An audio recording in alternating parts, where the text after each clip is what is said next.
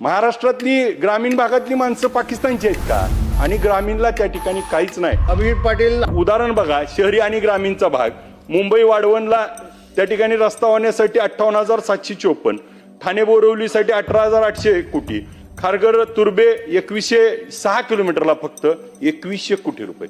आज वांद्रे वर्सोवा 18,121, सागरी सेतूला त्या ठिकाणी दहिसर 22,166, पनवेल कर्जतला 2782 कोटी, पुणे त्या ठिकाणी शिरूर 7,500 कोटी, तळेगाव चाकण 5,200 कोटी, पुणे त्या ठिकाणी 14,000, हडपसर 14,886, हडपसर यवत 5,600, एकूण 1,55,655 कोटी रुपये हे शहरी रस्त्यांसाठी.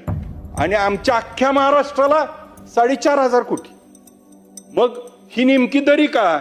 मग ह्याचा जर आपण विचार केला तर महाराष्ट्रात लोकसंख्येचं ग्रामीणमध्ये 6,55,00,000 लोक राहतात आणि शहरामध्ये 6,38,00,000 लोक राहतात.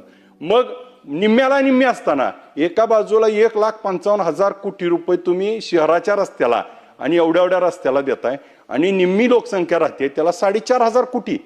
मग ही तफावत का? आणि मग ही तफावत मग महाराष्ट्रातली ग्रामीण भागातली माणसं पाकिस्तानची आहेत का? ही महाराष्ट्रातली मग शहराचेच लाड का आणि ग्रामीणला त्या ठिकाणी काहीच नाही? हे खऱ्या अर्थानं आज विश्लेषणामय याच्यात मुख्यमंत्री महोदयांनी सांगणं अपेक्षित आहे.